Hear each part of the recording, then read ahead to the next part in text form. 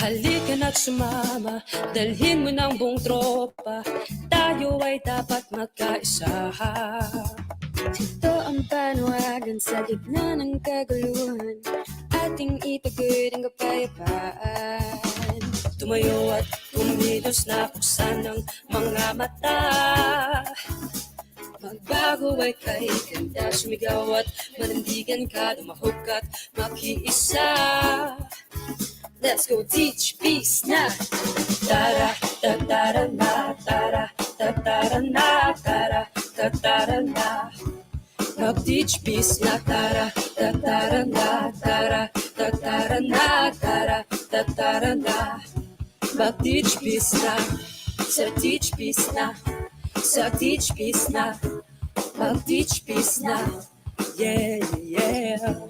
Sa teach peace na, so teach peace na, mag-teach peace na, yeah, yeah. Pamilya mo'y isama, imbitahan mo ang barkada, kalat natin ang magandang balita. Dito ang kahilingan ng mahal mong kababayan, sa buhay natin ng kapayapaan. Tumayo at kumilos na buksan ng mga mata, magbago ay kay ganda, sumigaw at manindigan ka, lumahog at makiisa. Let's go teach peace na. Tara, tatara na, tara, tatara na, tara, tatara na. Mag-teach peace na, tara, tatara na, tara, tatara na, tara, tatara na. Mag-teach peace na, sa teach peace na, sa teach peace na, mag-teach peace na, yeah, yeah. Sa teach peace na, sa teach peace na, mag-teach peace na. Ano bang hinihintay? Halika na, sumabay ka na, at ika'y mag-iisa sa kapayapaan. Ano bang hinihintay? Halika na, sumabay ka na, at ika'y mag-iisa sa kapayapaan.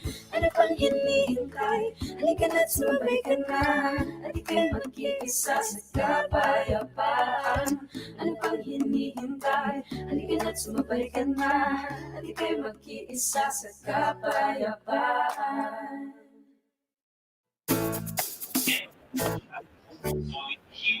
Hello! Good afternoon, everyone! So, welcome to the very first day of our Cyberpeace Hangouts. So, can I just see kung sino yung nandito? If you are here and you are ready to learn from our panelists, can you please comment down below?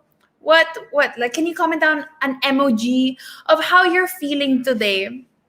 So let me know how you're feeling today. Do you feel happy? Is it the heart eyes emoji? Hi, Louie. Hi, Shira DB. A peaceful afternoon to you guys. Hi, Mary Joy. Hi, Sam.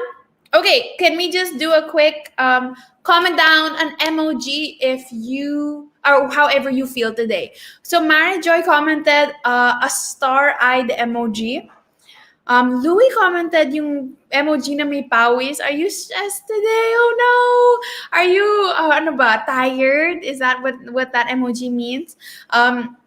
Anyway, so welcome to the Cyberpeace Hangout. So this is a component of the Cyberpeace Campaign by Google Philippines and Teach Peace, Build Peace movement that aims to create a peaceful internet together. So all of us have a role. Every single person here has a role to play in making the internet a safe space for every single person. So join me in today's episode of Cyberpeace Hangouts and learn how we can make it happen. So if you're going to post anything on social media about this wonderful hangout, you can use the hashtag CyberpeacePH. Also, may tanong tayo later that I'm going to ask you guys. You know what? Let's ask you guys that question now because we're going to be giving away 10 Cyberpeace kits to the best answers to this question. And the question is, how can you be kind in cyberspace? So how can you be kind in cyberspace? Because it is Peace Month, we're going to be giving away 10 little kits to everybody to the best answers of this. So how can you be kind in cyberspace? I'll ask you guys again later just to remind us all of what's going on. Okay, so the Cyberpeace Campaign teaches young internet users the Cyberpeace Curriculum. So this is a customized version of Google's Be Internet Awesome, or the BIA curriculum. The module focuses on the 5 core concepts and values. So number 1 is online reputation. Number 2 is critical thinking to fight scams and misinformation. Number 3 is privacy and security. Number 4 is cyberbullying. And number 5 is reporting inappropriate online behaviors. So today is September 1. Do you remember the 21st night of September? So it is September 1 and we celebrate the International Day of Peace with the theme Shaping Peace Together. Shaping Peace Together, and this Cyberpeace Hangout aims to support the United Nations by promoting and spreading compassion, kindness, and hope amidst this pandemic, especially in the online world. And so we recognize that we are all on an unfamiliar journey as we adapt into the new normal. And we'll find different kinds of challenges, may it be with ourselves, with other people, and even with this new environment. But to attain peace, there is a great need for collective actions, meaning we are all working together on this. Okay, let me just check if I'm focused on the camera right now. So today, Cyberpeace Champions, see, new normal talaga. And I think it's getting a little dark, so let's just adjust that. Okay, we can do this. Okay. So today, Cyberpeace champions and YouTube creators Laika Maravilla and Kat Hermosa will be joining us to talk about hate speech and cyberbullying and to share some tips on how we can be kind in the cyberspace. So can we welcome Ate Laika and Ate Kat? There you go. Hi, guys. Hey! Good afternoon, everyone. Good afternoon, Janina, Ate Kat. Good afternoon, Teacher Laika. So how are you doing today? Uh, Or ano na lang, if you can describe how you're feeling with an emoji, like what we asked our viewers, what emoji would that be? I think sa akin yung straight yung line yung kasi I'm a little bit tired pero I'm choosing to be happy kasi I get to be with you this afternoon then. Wow. Thank you, Ate Laika. How about you, Ate Kat? Happy. Kasi Happy. nakuha na yung ganung line. So happy and kind of tired. I think lahat tayo nakaka-relate doon dahil lahat naman tayo medyo pagod kung school work or office work. Pero we still choose to look on the bright side, right? Or try to be positive as much as possible. So what have you been doing, Ate Kat, Ate Laika? What keeps you busy? What have you been doing? Nagte-TikTok po ba kayo every day? Ate Kat? I'm back again. It has been quite a while that I stopped doing TikTok. Siguro mga 2 months. Tapos, you know, like everybody else, they stuck on videos and then they post every day. That's what I did before. And then it just nag social media detox ako. And all those things that, basta happy lang tayo. Basta basically I was busy with my medical tests and all that. That's good. Yes. The social media detox is so important now. Kahit mahirap siya, di ba may ghost, ghost cellphone syndrome na if you're not with your phone, mapafeel mo siya na nag-vibrate pero hindi naman siya nag-vibrate sa pocket mo. Sometimes medyo na-attach talaga tayo sa technology, so it's good to kind of separate ourselves sometimes. How about you, Ate Laika? Same din. Medyo nag-slow down ako when it comes to using social media. So down ang screen time ko by 4 hours on average last week. So happy ako dyan. Pero of course, not letting go of 4 hours? 4 hours. 4 hours na lang siya, average. Usually 8. Okay. Yeah. Wow! Half the time! That's so good! Yeah, considering the fact na we're always online, di ba, Janina? Kasi if you're creating content, of course, you have to live part ng day mo sa cyberspace. Pero I decided to be more deliberate about my usage, turning all your notifications off and then designating times lang talaga for me to check on comments and other things like that. So yung social media creation, medyo nasa overdrive pa rin, pero social media consumption, naka-manage na siya ngayon. So I'm really happy about that. Yeah, I love that you mentioned that those are two different things, no? Consumption and creation. But both have to be at a healthy amount. Definitely. Not meaning the same amount, diba? Parang for Ate Laika, since job niya to create content, or even for Ate Kat, dapat medyo mas mataas yan. But that doesn't mean that we're consuming that much content. But sana both are also good content. Kind Definitely. content pa rin. Peaceful content. Okay, so now we're gonna be talking about cyberbullying, hate speech, hashtag cancel culture. Here we go. Okay. Stop it. Kaya natin to. So, cyberpeace is so relevant this time of pandemic and online learning. So, in your opinion, why do you think people should learn the different cyberpeace values? Ate Laika? Okay. I think dati kasi necessity na siyang dati pa. Pero ngayon, with everyone being online, dahil nga medyo limited yung options natin, syempre, you can check up on your friends ng physical na dalaw. Mas imperative na sa atin to really equip people with all of these cyberpeace skills at saka lalo na yung mga bata. Kasi nga, with online schooling being yung number one na source nila for education, kailangan talaga maging ready sila sa lahat ng mga possibilities and of course, ma-equip sila with the set of skills needed para makapag-capitalize sila dito and still be good contributors pagdating sa cyberpeace online. And dapat talaga maging aware sila because it's so easy to react online. Like if we react right away, especially young ones. I'm not generalizing. There are also a lot of young ones that are not so reactive but responsive. Yeah, ganyan. Yeah.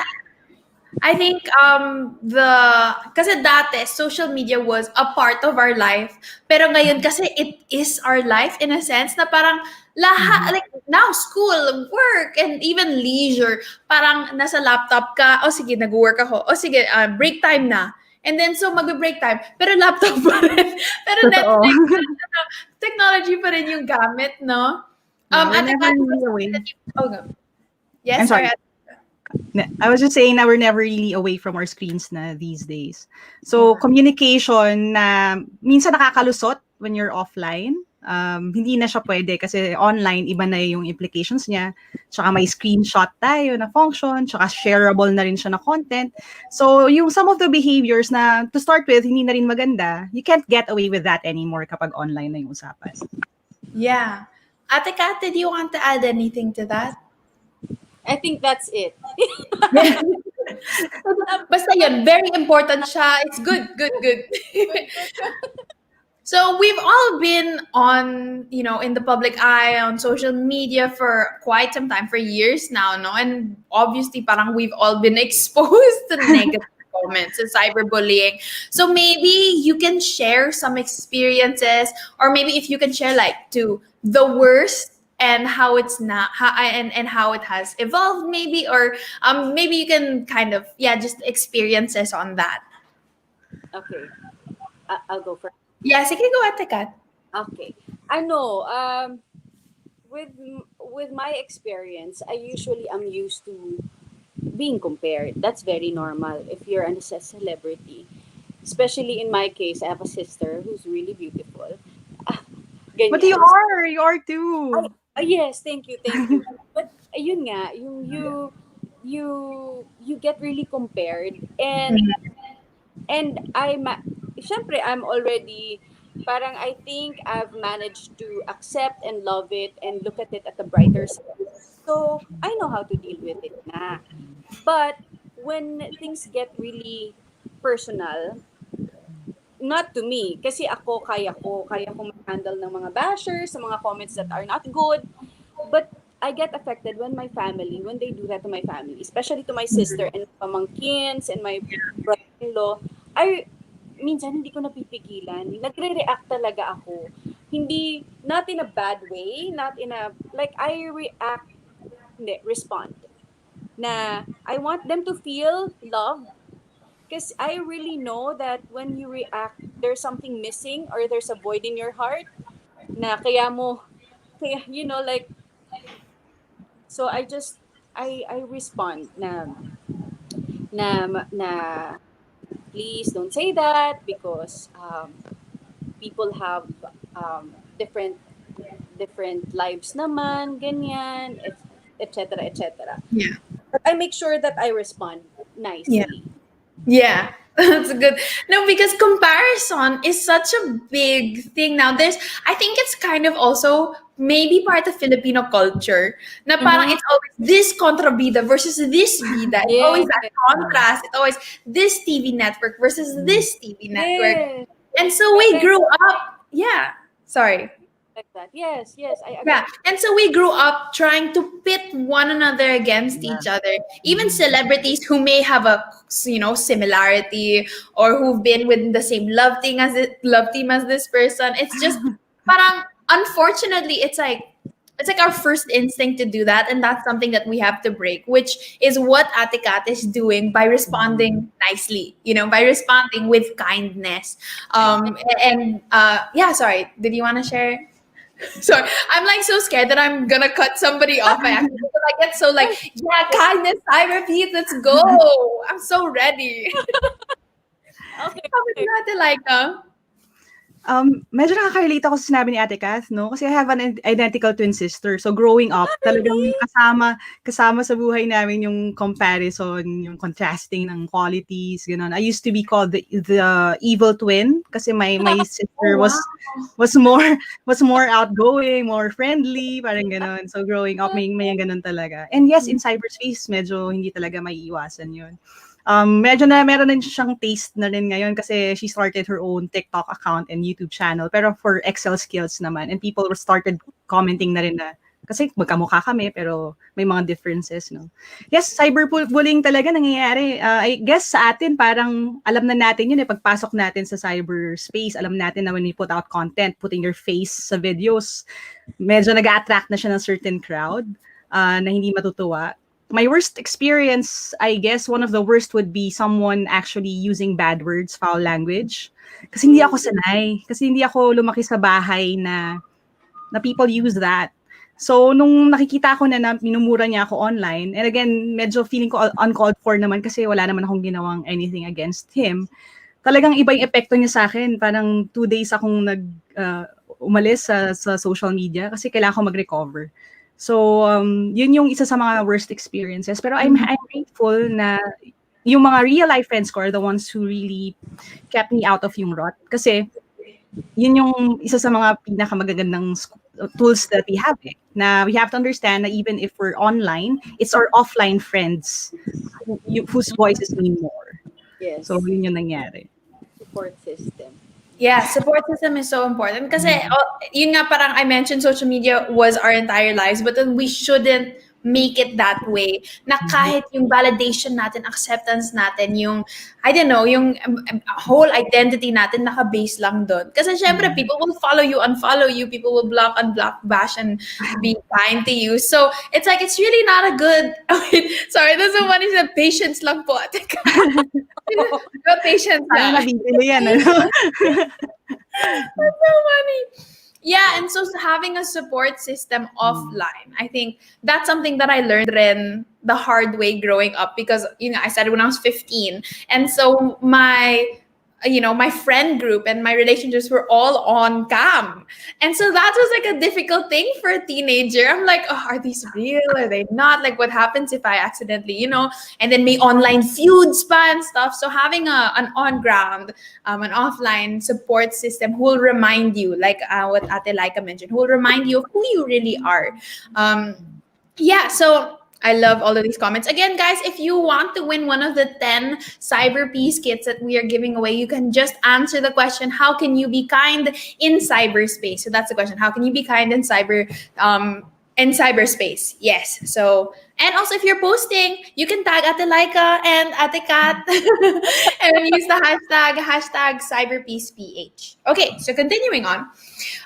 What are the repercussions if the cyberbullying becomes serious? Maybe first we can talk about how that affected you personally, and then we can discuss how that can even maybe affect the hater. Like how, because syempre, di ba, may effect yon sa victim, but then I'm sure in the perpetrator, there is kind of something going on there too. So maybe Ate Kat, you wanna answer that? When you're being compared, how did that feel? And how did that affect you?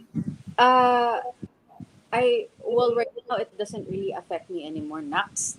Yeah, that's good. Character growth. Oo, kasi nga naman, well, kasi maybe because I grew up in show business na wala pang social media at that time, tabloid pa lang. So, kapag when we get compared, lawa yung talsig, alam mo yung salitaan. It's like face to face. I'm being compared. You're small, she's tall, she's whiter, and that's the kind of growing up environment, like I grew, wala akong no teenage life, no childhood life or whatever kasi nga ang aga naming nag-work.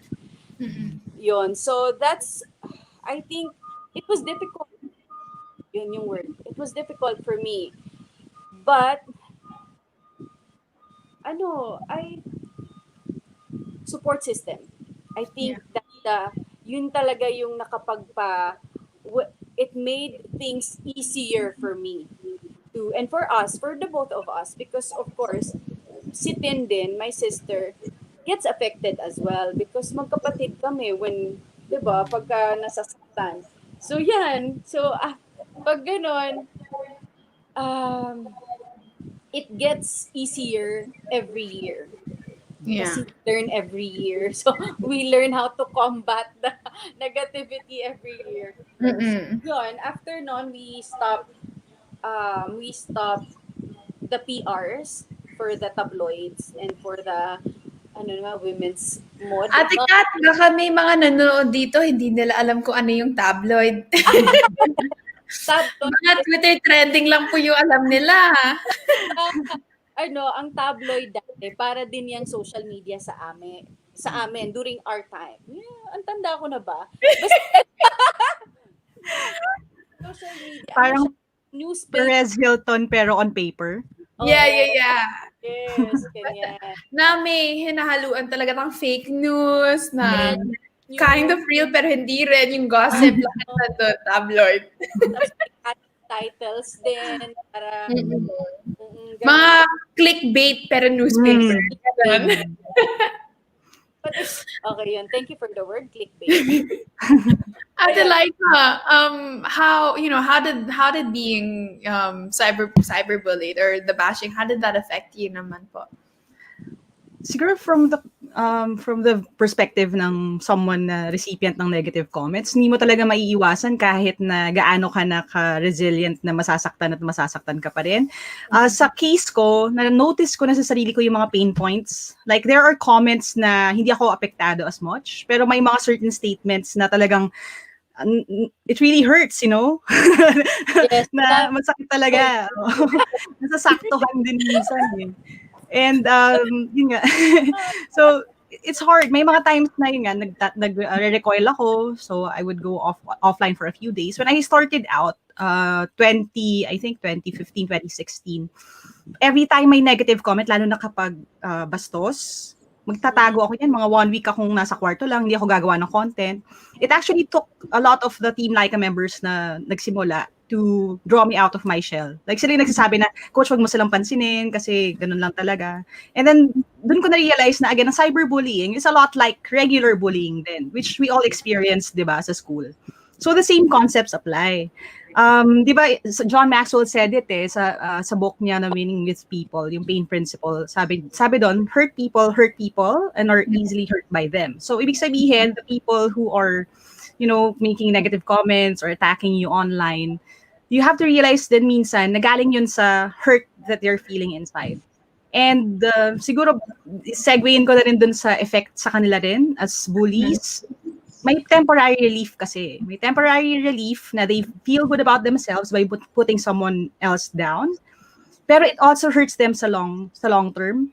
Kasi the person na sinasabihan nila ng negative, if they manage to deal with it in a positive way, it actually builds them up for future success. You look at a lot of the heroes of our time, most of them bullied din naman as kids eh. Taas tayo ng kamay, Janina, no? Di ba? Ate Kat, di ba? We were here partly because we were bullied eh, at some point. So, naging energy natin yung experience na yon. Pero those who are bullies, mahihirapan sila kasi sa long run, it will haunt them sa future. You have to understand, sometimes when you wrote negative comments online, pag naghahanap ka na ng trabaho, di ba? Pag ginugol yung name mo or tingnan yung Facebook account mo, tapos nakita ng HR na yun yung mga sinusulat mo, it can lose opportunities for you in the future. Di ba? Mga endorsements na sana meron ka na, pero nang away ka online. So, wala talaga yung mga aspiring content creators dyan. May mga cases na ganon, di ba? And of course, we have to understand that if you don't deal with these issues hurting you, that is making you hurt other people, lalaki at lalaki lang yan. So, ikaw din ang masasaktan in the long run. So, you have to deal with it na ngayon. Bago pa lumala. Magulat ka, nagba-background check yung mga companies kayo. Sinestock kayo na sa Facebook, Twitter, Instagram. It's like, I'm not even, like when I was young, my first parang gig with United Nations, as in they stalked till the very first moment I had social media, ano yung pinapost ko, ano yung ano. So medyo you never know talaga what anybody can find, kung ano yung mahuhukay ng tao. And I think, I was talking to Auntie Julie, si McCoy, McCoy Dubs, and he was talking about how parang being kind is not only for that person, but also for you. And in the same way, na, being hateful doesn't only affect that person, but it also affects you. It's like, if all of the words that you've ever said were written on your skin, no? How beautiful or how ugly would your skin look in that sense? If they were all tattooed, then would you like how you look? In the same way that those things are kind of written in your heart and in your mind and in your tongue.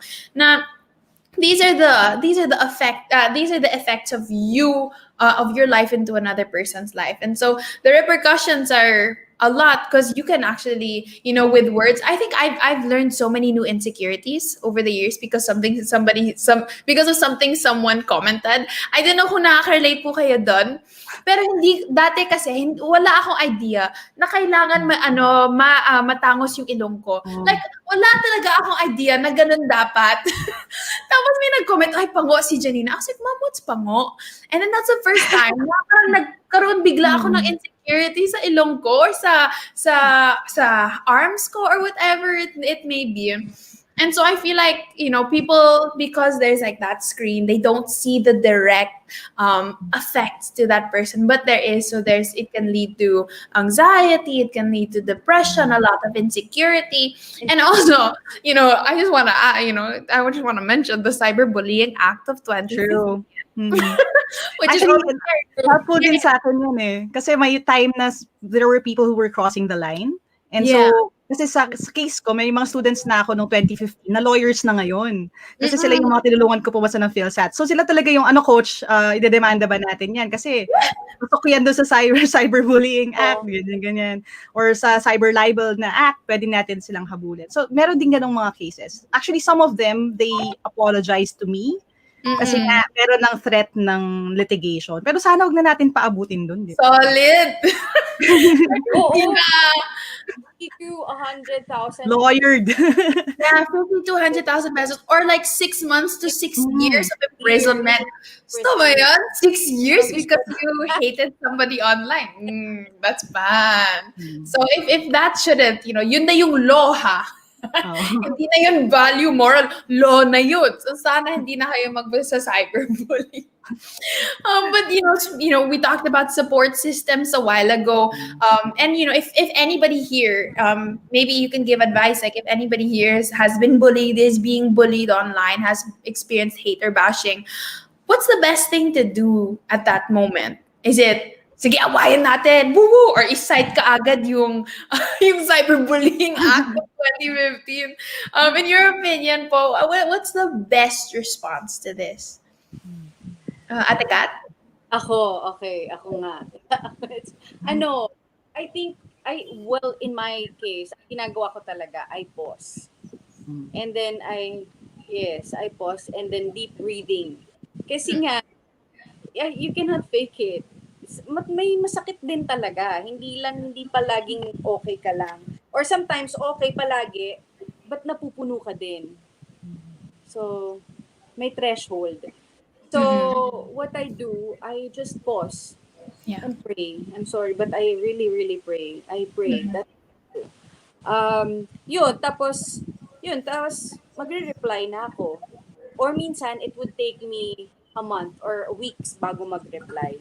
Or binablock ko. Pag talagang makulit, block na talaga yan. Yeah. Oo. Out of sight, out of mind. Yes. Lalo na pag bastos. May mga bastos din talaga kasi.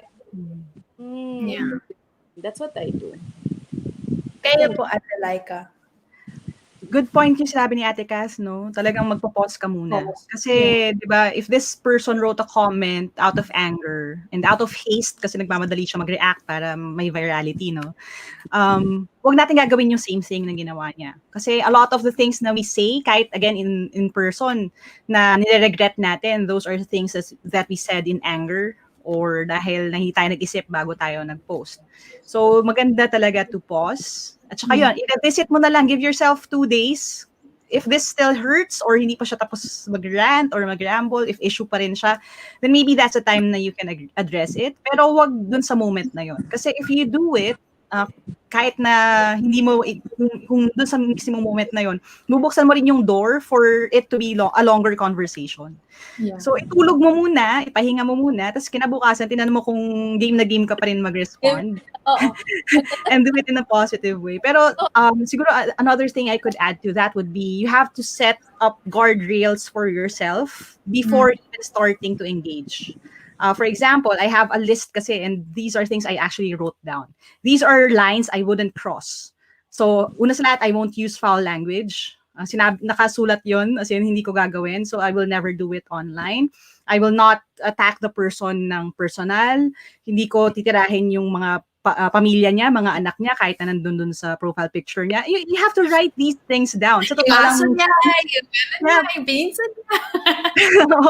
parang bago siya mangyari, dapat meron ka ng mga ganun eh. Meron na akong rules to live by as a person, again, being offline. Para pag nandun ka na dun sa heat ng moment, pwede kang bumalik dun sa list na yun. Tapos sasabihin mo, okay, ito yung mga borders, ito yung mga things na I wouldn't touch.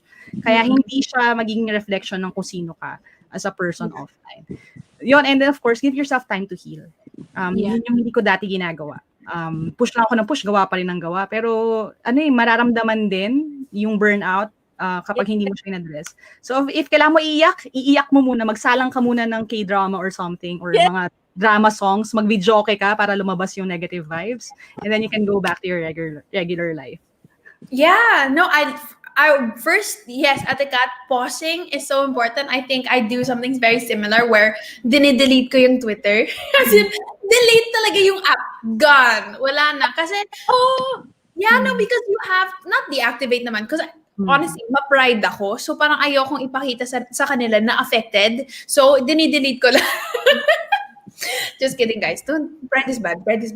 No, but I deleted. Parang it's a reminder to myself that I can turn this off. You know, it's a reminder to myself na what happens on social media can stay on social media. Na it doesn't have to affect me, my heart, and just cloud my household and my bedroom. And so, taking a pause from social media, as Ate Kat said, detoxifying yourself. And then I like Ate Laika and her. It's okay to cry.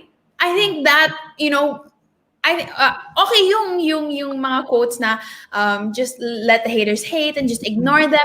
And those are fine, but like we're human. But that rarely ever happens na may hate na parang hindi mo siya pinapansin at all, na wala na siyang apekto sa'yo at all. And so I really actually enjoy crying in a sense na just ilabas ko lang lahat. Yung, I'm so sad, and then I'm gonna cry siguro isang gabi. Tapos next day, okay na, move on na.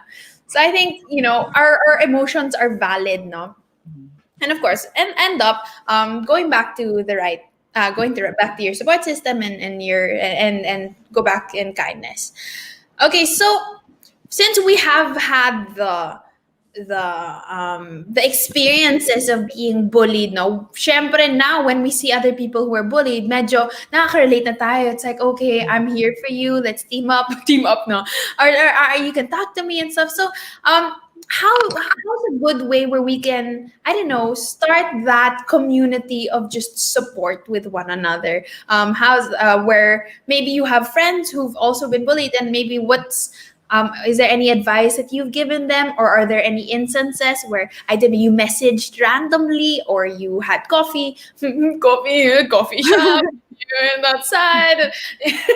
Yung amoy, no? Yung amoy ng coffee shop, yun talaga yung maraming memories eh. Ice caramel latte for Janina. Oh yes, that's me. Oh, I miss that. Okay. But has that ever happened where parang nag-relate kayo with somebody else and you were able to, just connect that way? I try to keep in touch with yung creators din and friends ko na meet ko online. Creators mainly kasi I think may shared experience tayo when it comes to people ragging on us online, no?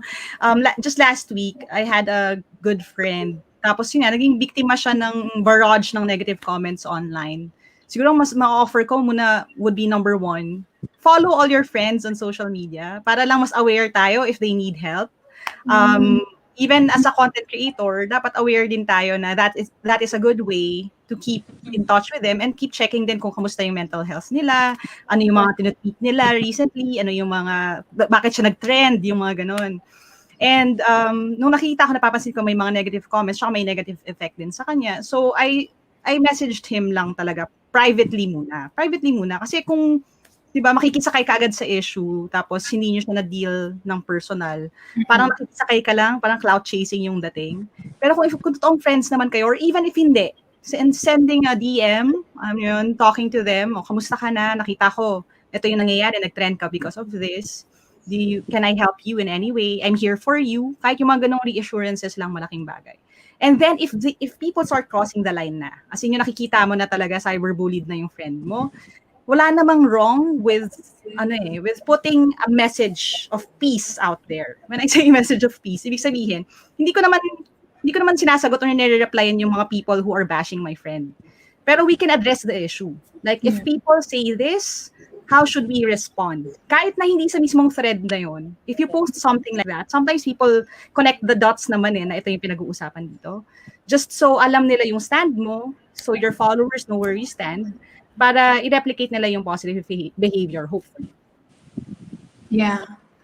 I think kailangan intentional ka, no? Na it's not just, something that's easy, go with the flow. But I think what we see from Ate Laika is that she's really making the point to follow people. But in case, hopefully, fingers crossed, never really has to happen. But then at least aware siya, and she'll be able to be that friend for her friends.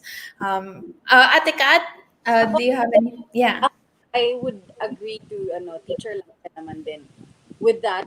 And in that way, malaman mo where you really stand. Like, ma-realize mo, ma-reassess mo yung sarili mo din na, okay, tama. Ito ang pananaw ko, ito yung prinsipyo ko, I will fight for this, I will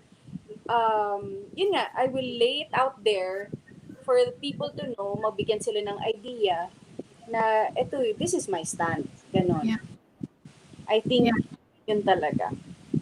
I think defending people online is not a bad thing as long as you do it na hindi ka attacking rin the other side, because then it's gonna be both attacking each other. But I think standing up for what's right and standing up for your friends is an important thing that we should exercise nowadays. Okay, so ito na, last 2 topics. Cancel culture. Cancel culture. Here we go. Okay, so what is cancel culture muna? Ate Laika, baka you wanna explain, and just in case there's somebody that doesn't know what cancel culture is.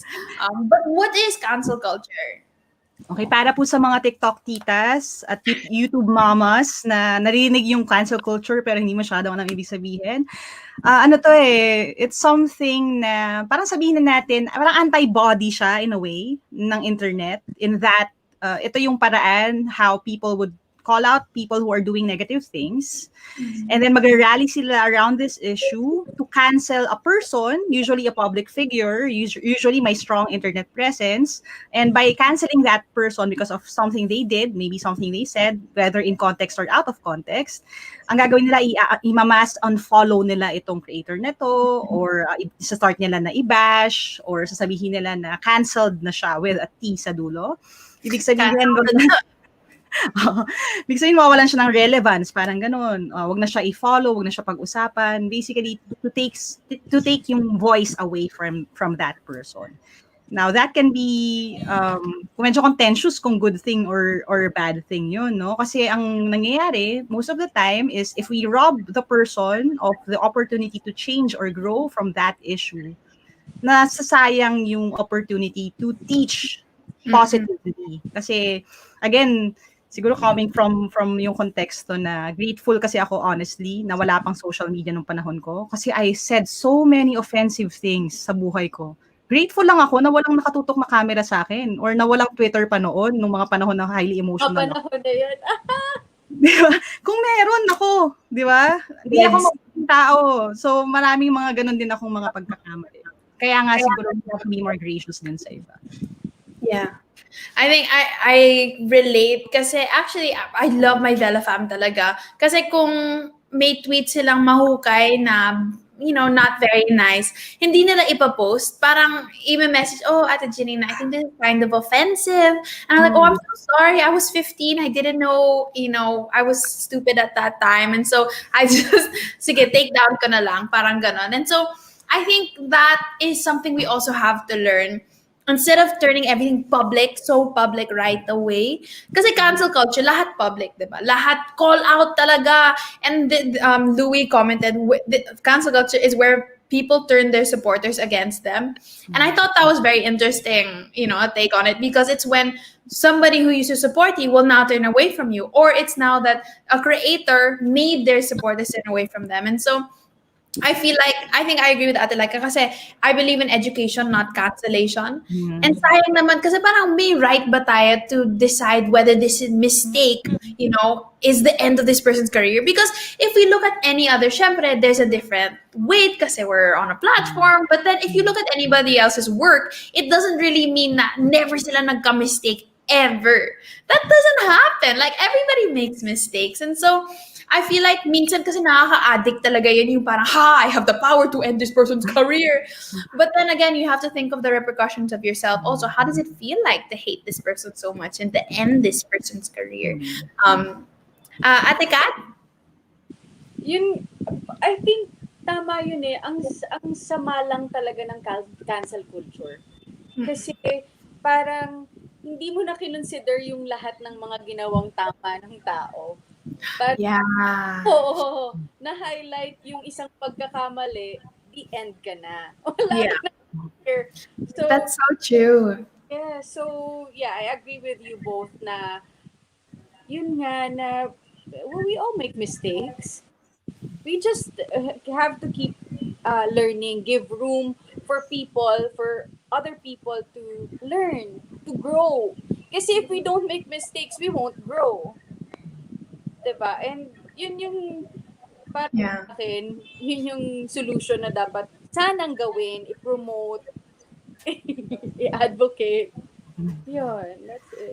And can I just add, Janina, if we're talking about cancel culture kasi, we're getting people to change their behavior out of fear. Diba? Yung kunyari, if people are posting certain things or pretending to be someone else online because natatakot sila ma-cancel kasi yun ang livelihood nila or hinahabol nila yung fame, we're not really teaching them values sa buhay. We're just we're just enforcing na mag-pretend sila to be someone else. If mawawala yung opportunity for growth in public, ang mangyayari lang, mas gagaling lang yung mga tao mag-pretend na maging mabuting tao. 'di ba?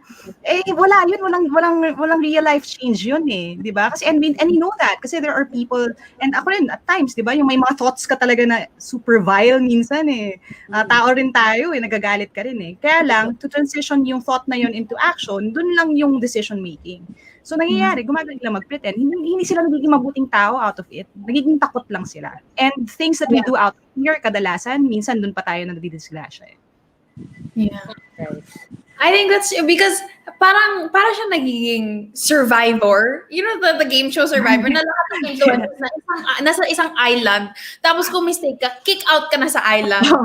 Nag-vote out. If we keep doing that every year, we're gonna end up with no influencers. True. Because like no matter how much of TeachPeace thinks that I'm a good role model, I've made mistakes. I was canceled last year, but the thing is, my Velafam allowed me to grow from it. Like obviously there were mga people who just wanted me out, but Velafam was like, it's okay, Janina, we'll try again next time, or we'll try to let's learn together and stuff like that. And so I'm still here, pushing my platform even farther than I could ever imagine. And so if we live that way, now we're just constantly just killing people's careers, we're gonna end up with no influencers. Instead of a big pool of good role models who have grown from their mistakes, who are human but chosen to be better humans, no? Okay, so yeah, we have time. We have 14 minutes. Let's go to. Oh no, actually, I want to ask this question. What should people remember before canceling someone? Siguro last words about cancel culture na lang to. What should people remember before canceling someone? I think, can I answer? Oh, go. Yes. I think kailangan mong ilagay yung sarili mo dun sa situation ng tao. What if ikaw yun? What if talagang ikaw yun? And then, matatanggalan ka ng livelihood because of that single action. Actually, ilang words lang ang itatype mo, makakancel na yung tao. Mawawalan na siya ng hanap buhay.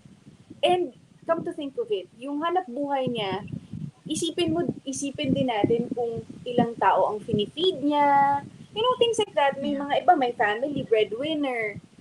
So, I think, before you do it, you place yourself in the position nung taong ika-cancel natin or ika-cancel mo. Yeah, that's good. I think it's a different form of compassion and empathy and understanding lang rin, no? Ayan, Ate Dre says, canceling someone won't help them grow, but point out their mistakes. Point out their mistakes and don't humiliate them. Yeah. I think that's I guess kasi in psychology, we've seen this happen time and time again. Again, babalik tayo dun sa bullies or people who are hurt in the first place. Yeah. Ang takot natin here would be by canceling someone else, am I turning into the bully that I once hated? Kasi ganun ang nangyayari. Kasi sa aking experience, kaya ako naging bully nung high school kasi nabully ako eh. So that was parang revenge of the nerds yung dating. So parang hindi nila ako magtripan, magiging bully ako. Parang ganun. Eh nakikita na natin yun din sa cyberspace, no? Na the people who are calling people out or canceling people, they actually relish in the experience na parang yung power nasa kanila na. If you start feeling good about that, then there's something wrong. Siguro yun muna yung number one. Parang hindi naman tayo lahat kasi advocates of the issue or hindi tayo lahat dinedefend talaga yung mga nasaktan ng taong ito. Eh, minsan ginagawa rin natin yun out of our own self-interest, di ba? Nag-tweet ka ng something para mag-viral kasi you're all hating on that same person. So think about that then. And am I adding to the noise, adding fuel dun sa fire? Or am I trying talaga to help this person be a better person? Kasi minsan yung mga tao lang din sila and kadalasan minsan bata pa. So wag sana tayo maging ganon. Ihiwalay natin yung issue, yung mistake dun sa tao kasi the mistake has to be addressed pero the person still needs room to grow. Ibigay natin yun sa kanila. Oh, okay. This is an interesting question. What if the same person, after educating him or her, does the same wrong thing again? So, paano kung na-cancel na siya, na-educate na siya, tapos na-educate na siya ulit, pero walang nangyayari? Ano na? I guess yung idea kasi ng canceling, we can do it without voicing something eh. Parang, eto ha, ganito. Kung talagang you feel na this person, yung values niya, yung content niya is not aligned with your own personal set of values, just stop consuming yung content. Yung pag-ignore without calling other people's attention to him or her may be the best solution ng mga ng sitwasyon na ito. Meron kasing, 'di ba, sa kasabihan tayo na good publicity and bad publicity is still publicity. There really are people, mga tao na gumagawa ng issue just for clout, just for views. Parang mga asar talaga sila para magalit kayo kasi pag nagagalit kayo at magko-comment kayo sa video nila, napanood mo pa rin yung first ad. So kumita pa rin sila doon, 'di ba?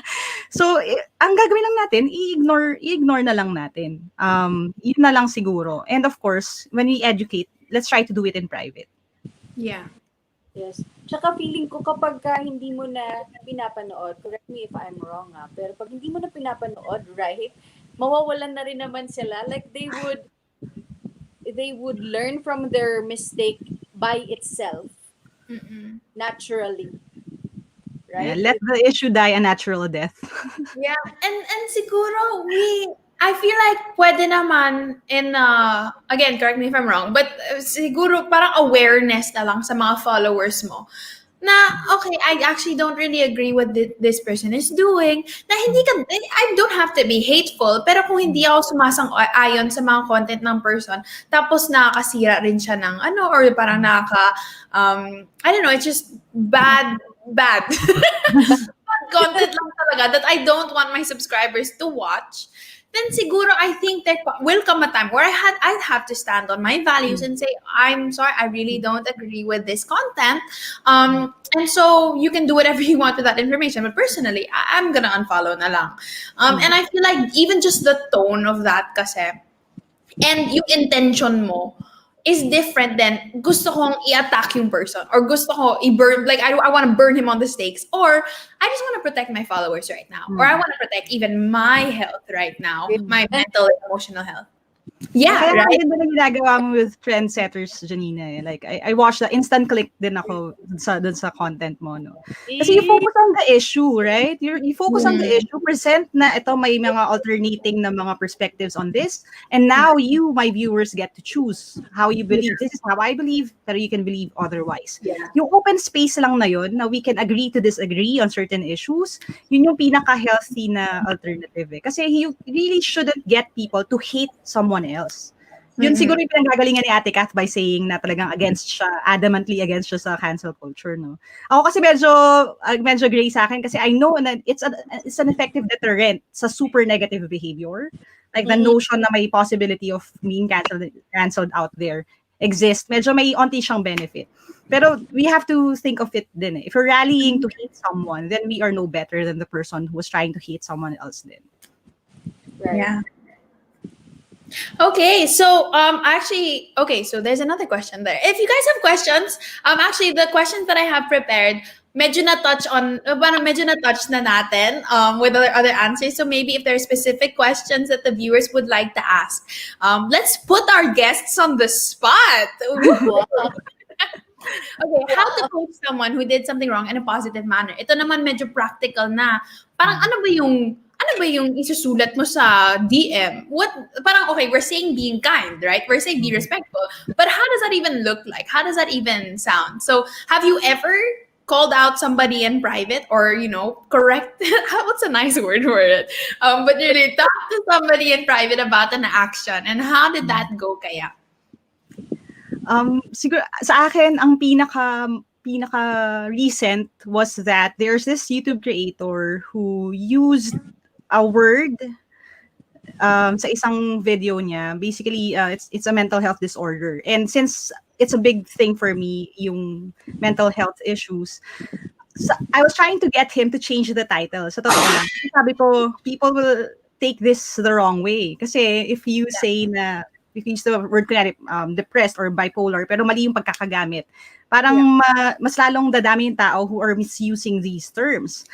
And I didn't know the creator, no? Pero alam ko big deal siya, no? Tsaka marami siyang reach. So, ang ginawa ko, dahil nga talagang una sa lahat, nag-look muna ako inside. Like, ano ba yung intent ko dito? Bakit bakit personal siya sa akin? Bakit meron akong strong compulsion to say something about it? So I had to revisit yung intent ko. Bakit ganon? So dapat pure yung intent mo. You're not doing this because you hate the person, tas you're calling them out kasi gusto mo i-prove na masama siyang tao. Parang don't ever do that. Don't engage kung ganun yung feeling mo kasi pinapersonal mo siya. Pero nung na-check ko naman, hindi ko naman siya pinapersonal, talagang concerned lang ako. I sent a DM sa social media accounts niya. Tapos in-explain ko lang. Una sa lahat, build up ko muna. Di ba yung sandwich nga, di ba? Dapat naka-sandwich yan. Sandwich approach. Yeah. So ano muna ako na parang I've always been a fan of yours, which is true. Pero I noticed yung video that you're going to premiere tonight, ito yung title niya. So in-explain ko how people can take it the wrong way, how people can actually turn it into something na baka maging against him din kasi pwedeng prone to cancellation yung title, no? So in-explain ko sa kanya na kung bakit sa tingin ko baka pwede niyang i-consider. Consider is a good word. Maybe you want to consider changing the title. Kasi when we say na it's something that you should consider, it gives them yung responsibility to make that decision. Parang masabi ko na yung case ko, maybe you could consider changing the title. And then I text him agad, ulit, and then I step back. Nag-reply siya, sabi niya, nagigets ko yung ID, yung pinanggagalingan mo, pero I choose to still post it with the title na contentious. Tapos parang ako, okay, tapos na. Kasi my work is done here. Parang gano'n. Yeah. I brought the issue to light, and now you have to make the decision kung anong gagawin mo with it. Tapos my responsibility ends there. Huwag ka magtatampo kung hindi naman din sumunod sa suggestion mo. Baka gusto niya lang matuto the hard way. Hindi, joke lang. Di ba? Meron siyang sariling story eh. So ipagpaubayan na natin siya kay Lord. Yeah. At least you did your part, no? Okay. Parang that's all we can ever do, really. Sorry, Ate Kat. Yes. Okay. Ako, I agree with the right words. Maganda talaga yung right words to say. It's the laking bagay yung use of words. Kung ano yung, 'di ba? Second, don't attack the person, don't get personal. Yun nga, I agree with you also na concentrate dun, mag-focus tayo dun sa issue. Dun sa kung ano yung dini-disagree mo or sumasang-ayon sa views niya, ganyan. Third, I would say na walk the talk. Like, dapat nakikita talaga din sa'yo. Sa akin, yun yung, that's my paniniwala na etong followers ko, gusto ko, kung ano yung tinuturo ko, kung ano yung sinasabi ng bibig ko, kung ano yung title nung YouTube video ko, dapat nakikita nila sa akin yun. And yun lang yun. Ako, I would always say na yun yung best way to teach them positivity, to teach them growth, personal. Pag nakita nila na may effect sa'yo, may changes sa'yo, and it's never too late. Diba? We make mistakes, but we correct it. We keep trying until we, diba, we reach that thing. So yun, pag nakita nila, ma-inspire sila to change. Yeah. That's true. It's like you're living, you're like leading by example, ganon. And I think it's part of credibility also and integrity na you're not just saying, okay, be kind, pero kind ka ba talaga? It's not like saying, okay, but to be respectful, pero yung sa mga memes mo, respectful ba? Yung mga ganon. Oh, so, yeah, so I think, maybe last tip, if you have more than one, that's totally fine also. Maybe one tip on, okay, there's a question. Okay, then we're going to go with the question.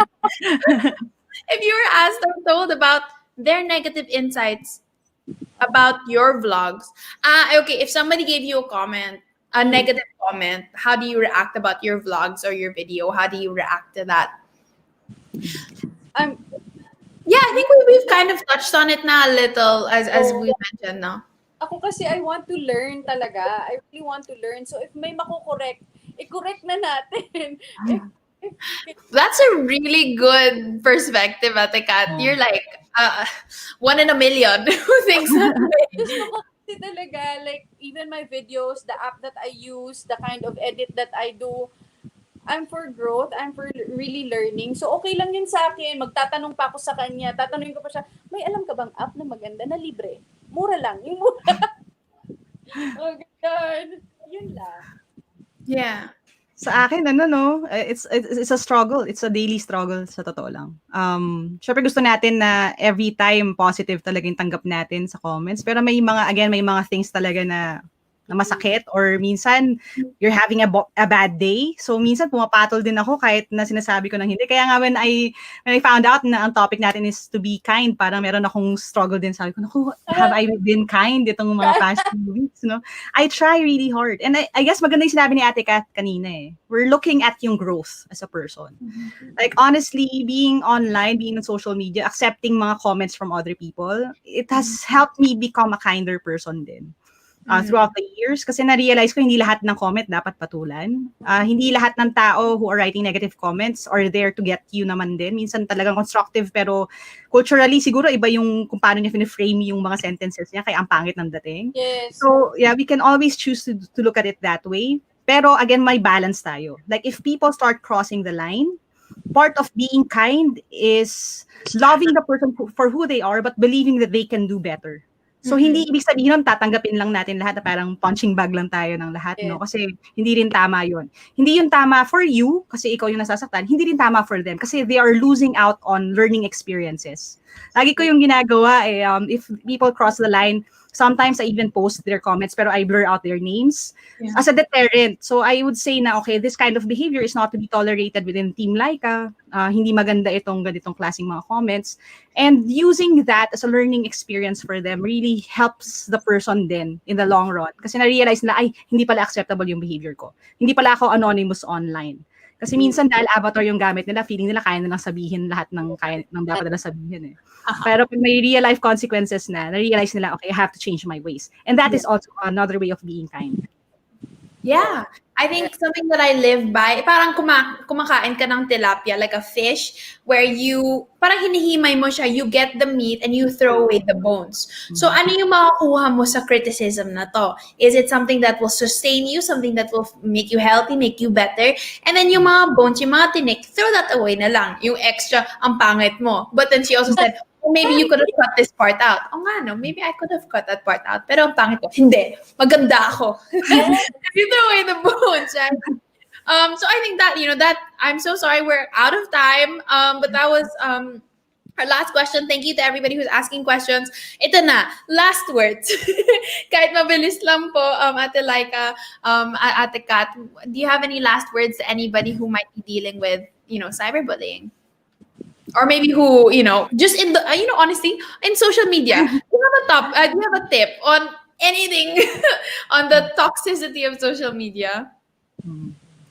Siguro sa akin, ano na lang, you have to understand that who you are offline should be the same person na ikaw online. So dapat consistent yung dalawang tao na yun. If there are things that you don't say offline sa mga friends mo, then don't say the same thing online. So wag tayo ma-cheat nung idea na we're wearing masks online. Okay? You don't need to be, you still need to be as kind as you are offline than you are online. And second thing would be just that we all have yung power to choose. Don't ever feel na wala akong choice sa sitwasyon na to. Lahat tayo may choice sa sasabihin, may choice tayo sa kung anong magiging reaction natin, and may choice tayo na hayaan yung mga tao na mag-grow out of this experience. So everything is a learning experience. From the good, you learn what to do. From the bad, you learn what not to do. Let's choose to learn pa rin. Yes. Thank you, Ate Laika. Ate Kat? Choose to learn always and go for growth, and maging responsive, not reactive. Yeah, responsive, not reactive. All right, thank you so much to our two panelists. Our first panelist for the Cyberpeace Hangouts. Busog na busog po ako sa mga learnings and revelations.